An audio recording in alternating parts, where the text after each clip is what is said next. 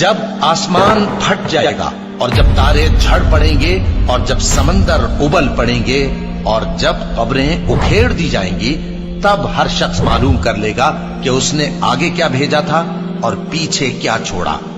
اے انسان، تجھ کو اپنے رب کریم کے بارے میں کس چیز نے دھوکہ دیا؟ وہی تو ہے جس نے تجھے بنایا، پھر تیرے اعضاء کو درست کیا اور تیری قامت کو معتدل رکھا، جس صورت میں چاہا تجھے جوڑ دیا۔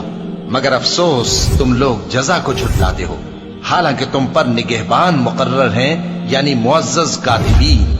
جو کچھ تم کرتے ہو وہ اسے جانتے ہیں۔ بے شک نیکوکار نعمتوں کی بہشت میں ہوں گے اور بدکردار دوزخ میں، یعنی جزا کے دن اس میں داخل ہوں گے اور اس سے چھپ نہیں سکیں گے۔ اور تمہیں کیا معلوم کہ جزا کا دن کیسا ہے؟